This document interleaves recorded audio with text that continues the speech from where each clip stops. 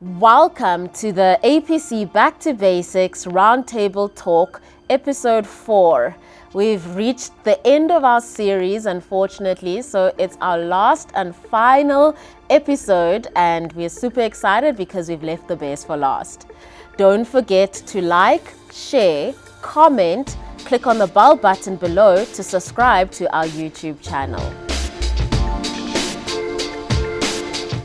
Guys, you know the drill. Nothing new today. Procedure. I think it's just a sad moment because it's the last episode, but yeah, let's take one for the team and do our little get to know you icebreaker.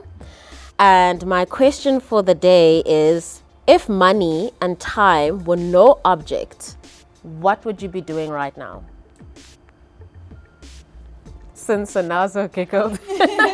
You are lucky, number one. Yeah, okay. At this moment, I would probably be here because I'm passionate about mentorship and I really enjoy the work that we do at Back to Basics.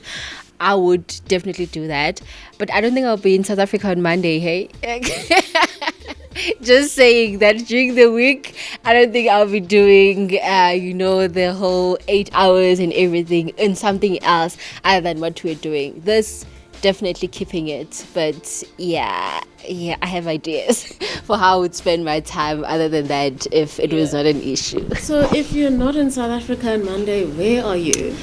Say anywhere that's warm right now. I'll be chasing summer in a way and just chilling and not worried about deadlines and that team's notification.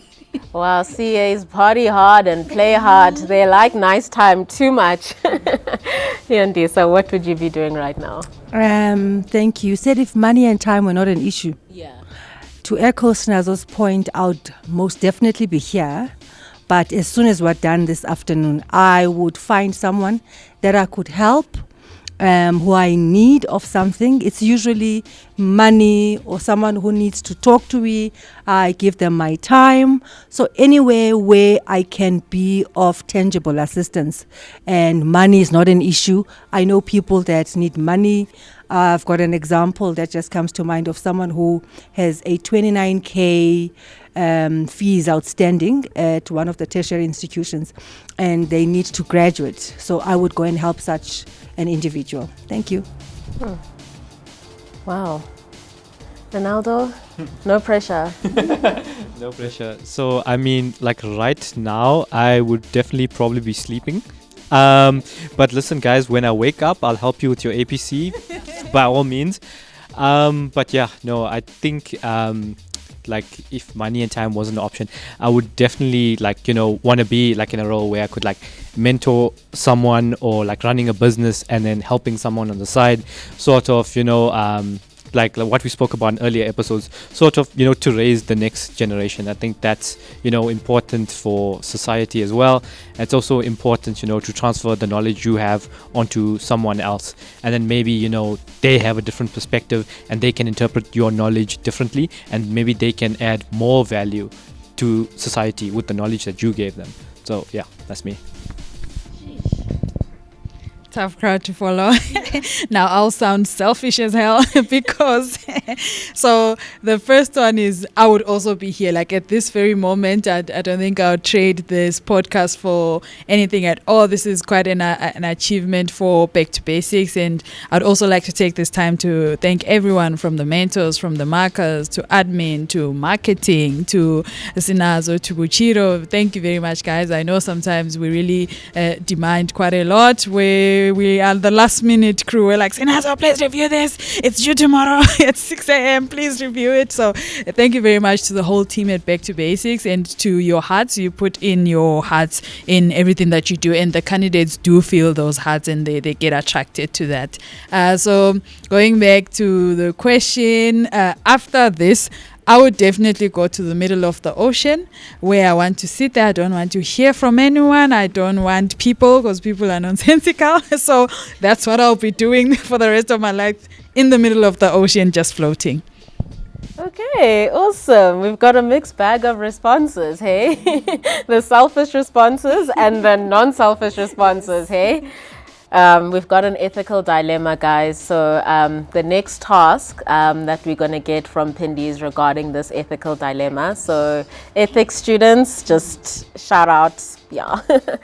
Anyways, it brings us to our final topic, which is group work. And I think it's such an important one because I think every single Back to Basics session, there are a gazillion questions on group work.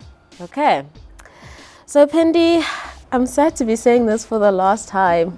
Our B2B founder, I'm starting off with you as usual.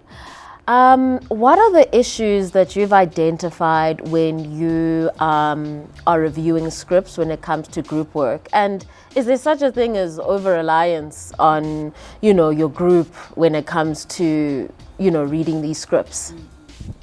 So this one, I won't touch on it too much because I know Ronaldo literally is like, I am passionate. I want to stand right there and speak about group work. But definitely from a script review perspective, you can see someone who didn't prepare for the task, because what some candidates do is that they split triggers and then they're like, okay, you do accounting, I do strategy. That means you're going to sit for 30 minutes or an hour and explain what you found when you're researching. But the thing is, it's not yours. I don't think you can ever make something that's not yours and be able to run with it, right? So that's why we're like, you need to study by yourself. So with that being said, I'll just hand over to Ronaldo, who I know has got quite a huge insight on this topic of group work, and also from a very recent practical perspective, as he just wrote last year. Yeah, so just to talk about the group work a bit more, I think it's just, it's important to realize, like, yes, the APC, the structure, it is based in terms of groups. So you do choose your group. You can choose from whatever industry. You can choose whoever you want. However, like, the size doesn't matter, but it's considered like reasonable to have like a group of maybe 5 to 6. So yeah, that's like ideal group to have. And like board of directors, you need like a vast amount of knowledge, experience. But just in terms of the group, it's also important to realize you can't rely on your group members to write the paper for you, indirectly, quote unquote. And what I mean by that is, when you split the triggers, right? Like, let's say someone's a tax specialist, then you let them handle the tax triggers. And then at the end of the day, when you in the exam, the IOD, and you read it, it's like you sort of reading the pre-release for the first time as well, right? Because now you're like, oh, but like, I don't remember any of this. Like, this is about tax. I mean, I know tax from CTA, but now this tax is like different. I don't know actually what to write. And that was actually one of my realizations when I wrote 2022. I relied a lot on my group, and when I got to the paper and it was just me and the paper, then I realized, what, I might have over relied on my group. And then 2023, yes, we did look at our strong points. Okay, maybe my strong point was not tax, but then what I did to make sure I was APC ready on the day, I did preparation on tax. Okay, how does a tax reconciliation work? What's the principles behind tax? What are they asking me in the pre-release? What would I need to cover from a technical standpoint? And then on the day, I was much more confident. I was like, yes, tax may not be my strongest suit, but I understand it well enough to get that C response. So yeah, I think the group one is really important, but just remember, you don't need to be in a lot of groups. You don't need to have specialists or whatever. Pindi always used to tell me this: in your group, you literally just need people who can read and comprehend things well, because that is a big portion of you actually getting the competent response. Ultimately, is, can I read what Saika wants me to read? Can I understand what principle Saika wants? And then can I respond to all those triggers that Saika wants in a way that they can say, okay, I can see this person's 9 to 5 translates into competency via this question. That's what ultimately you're trying to aim for. So yeah, don't try to rely on your group too much. Try to rely on yourself, and the group's there just to complement you, to help you push you over the line. But yeah. Okay, perfect. Ronaldo, since we're on the topic of groups, I want to ask you, so what is the best approach when you're in a group to prepare? Because someone will be like, yo, my group just used to split triggers, like Pindi was saying. Or, yeah, my group used to research everything and then meet on the third day to discuss. And then after the third day, we don't meet up again. Like, so everyone's got like the best approach. So like, what is your advice to that? How do you navigate a group when you find a group? So I think that's an interesting question, and I don't know if this is the best approach, but this is definitely like, tried and proven approach, and definitely, has practical experience of working, right? So what we did is we had our triggers, and we said, okay, first of all, everyone needs to understand what's going on in the pre-release, right? Because on the IOD, you're writing it, right? You're writing basically, the IOD is basically an evolved version of the pre-release. So you need to understand what's going on in the pre-release individually. But now the group, we just use our group as a platform to say, listen, this is what I understood. This is the triggers I understood. What did you understand? And you maybe give more insight from your research. And then we sort of use that to like complement each other and then have those discussions. So I think the discussions are really important. The discussions are not, let's say if Pindi is in my group, the discussions is not Pindi telling me, listen, Ronaldo, these are the triggers, this is what you need to look for, because on the day it's going to change, right? The IOD is going to evolve. So what we need is for Pindi to say, listen, Ronaldo, this is the triggers I understood, this is what I researched, this is what I understand. And then I'm going to say, but Pindi, remember, it's actually lease, but now there's no obligation for us. What do you think of that? And then Pindi's going to say, oh, Ronaldo, I didn't think about it that way. Let me reread my research, see what else I can pick up. So I think that's why you need to use your group, right? It's like a soundboard. You need to understand, am I going on the right track with my research? What am I understanding? What are they understanding? And then sort of, they're supposed to bring you into a reasonable answer. They're supposed to lead you to a reasonable answer, because that reasonable answer is what Saika is looking for on the day. Okay, perfect. Before I open it up to the rest of the floor, I just have one more question for you, Ronaldo. I'm getting the passion. It's just translating here. APC, you have your group, and then there's so many sounding boards where that one is chatting to this one and that one is chatting to that one. Like, where's the stop? Like, do you just say, okay, let me rely on my group, I've got these people, that is my only soundboard? Or is it good to jump around different soundboards? And I mean, there is a fine line with that as well. And if you could also just, describe that fine line of where you're doing too much versus, too little in this instance. So that is actually a great question, but Shanazo, actually I had a discussion with Shanazo, and Shanazo had a perfect response, and I can't put it into as perfect words as she can. So the floor is yours. Thank you so much, guys. Group work. Example. Which is, hopefully I will cover everything that we had discussed. But one thing that came to mind while you were discussing, where you said the groups should be your sounding board, I wanted to say confidence, right? You need to take ownership of your work, and you need to be confident when you go into a group setting. Okay, like Renato said, yes, you're gonna go there and they might mention things you could have missed, so they cover your omissions. They might point out something you did not think it was important, which means now, okay, you're getting different perspectives, but you don't immediately accept. You need to go back and review and then say, okay, if I take the same steps, referring to my knowledge, to the principles, do I still get to the same conclusion? In APC, you can't afford not to be confident in your knowledge. You have to believe in yourself, because you're going to end up taking everything that people are saying. So you go in there thinking something is deductible, for example, and then you go there and then a group says capital in nature. But your mind is saying, no man, if I look at the definition, this is definitely deductible. So you can't afford to say, oh, if 30 people say this, that means I'm wrong. No, you have to believe in yourself and stand firm in what you know. people are going to say different things. You don't want to be overwhelmed, right? We have had discussions with candidates when you ask them, okay, but you are telling me the right things today. What happened on the day of the exam? Like, yeah, my group said it's this. No, we're not doing that. You have to tell yourself that I'm here for a reason. I got to APC because I have what it takes. I'm smart. I know the work. So you are allowed to decline some of the things that your group is saying. They're supposed to help you be efficient. They're supposed to help you, like, where maybe, for example, someone is stronger in text. Even that, just because you're not strong in text or you're focusing on auditing and work, doesn't mean you have to take everything that member is saying, right? Take it, go back, reflect, look at the principles and ask yourself, do I still get to the same conclusion? If not, then you're not taking it. Also, do the work. It's your APC at the end of the day. We can split the task today and say you're going to have a meeting tomorrow, but it's still your work, which means if you don't know all the principles, you haven't really worked on the scenario, you're not going to be able to apply. So that's something that we have noticed. I wanted to laugh because recently a candidate reached out to me like, hi Snazo, who do you think I can be in a group with from the program? Who's strong? I'm like, girl, no, you're supposed to tell me, like, who is strong technically that I can team up with? What do you think? So like, it's not about that.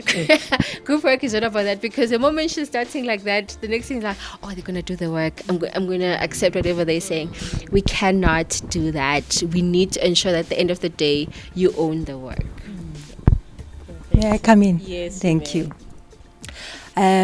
To Snazo's point, self-confidence, we've spoken about it in previous episodes, and importantly is one needs to assess the benefits of being part of a group. Not every person can actually benefit from being part of a group. Some people have a preference for autonomy in their studies, working by themselves. Some people really get the benefit from working, within a group. So assess what are your strengths and what is the benefit for a group. And I really think that in the first couple of instances, one interacts with the group members, you will know if it's the right group for you or not. But again, if very, very important, make sure that whether you are part of a group or not, you are able to prepare yourself and be equipped to go through the 8-hour APC exam on your own. The group is there as a sounding board. The group is beneficial if that's what you opt, to be part of. But the onus is on you to get yourself prepared and ready for the day, so that you can qualify. Because it is about your career. It's your process. It's your journey. Thank you. Okay, perfect. Sheesh, this session has just been flowing, hey? But Snazo, I just have to ask, I know we've touched on the different points. We've actually touched on everything. But is there a back to basics recommended approach for selecting a group and for group work that you'd like to just summarize? Okay, thank you for that. I think my colleagues have covered most of the things that we share with the candidates. But I would like to add as well is, we need to be objective when we select our groups. If you know that you're not productive with your friends, don't be in a group with your friends, because as we usually say, groups can waste time.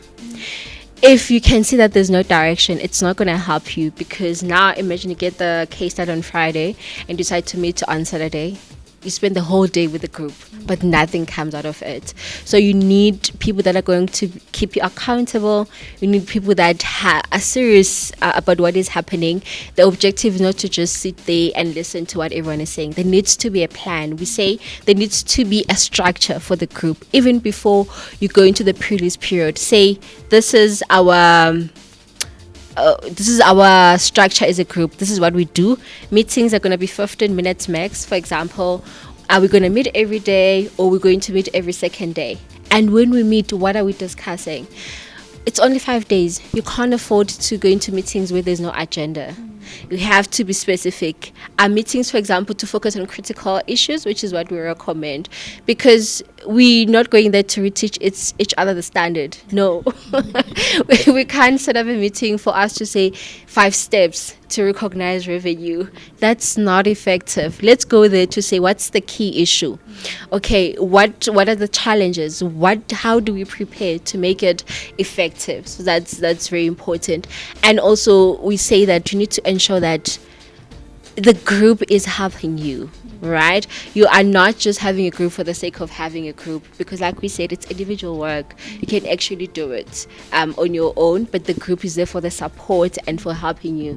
So when you choose groups, don't be like, oh, we're in the same firm. Is it productive? Is effective?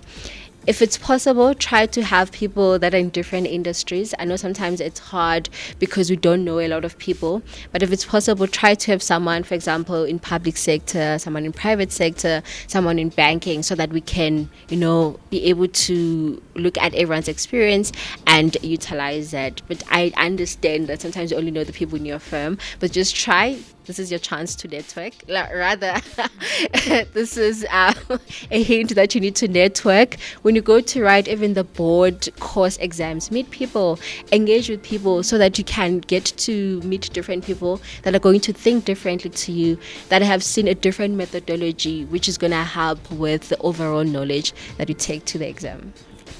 All right, awesome. Does anyone want to add on to what Sunazwo said?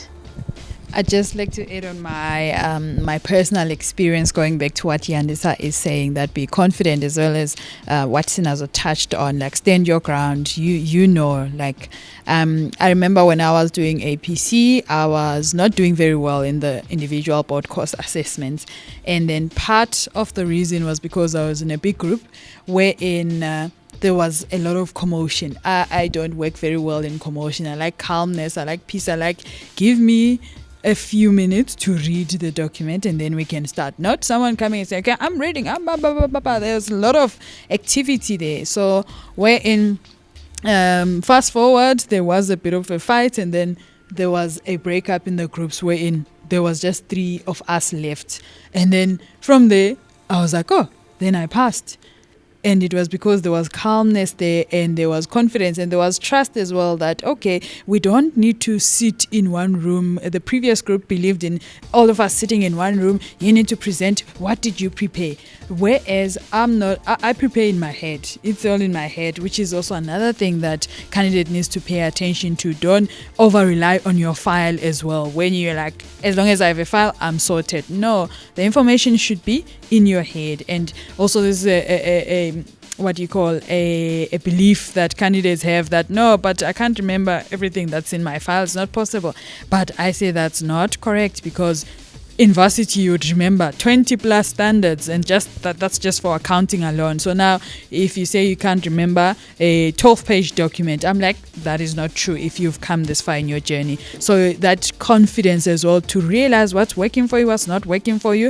If it means that's at the end of a friendship that started in high school, then maybe it really wasn't meant to last till this long. Remember, what got you here won't get you there. Yeah. So that's what I just wanted to add. All right, perfect. Yandisa, we've saved the best for last. My question to you is, how do you remain independent but still, appreciate the community that you have, which is your group? I think I might have touched on it already. However, awareness of why I am doing what I'm doing. It's a personal development exercise. I want to qualify. There's a benefit of being part of a community. But early on in the preparation phase, please identify the right kind of community. If there's a community that is presenting with commotion, perhaps it's time to remove yourself. So it's a continuous process of self-reflection in the process, because it is all about why you are doing it. Why are you doing this exercise of preparing for APC? So be consciously aware of the decisions you make, have your personal strategies, whilst also appreciating the benefit of community.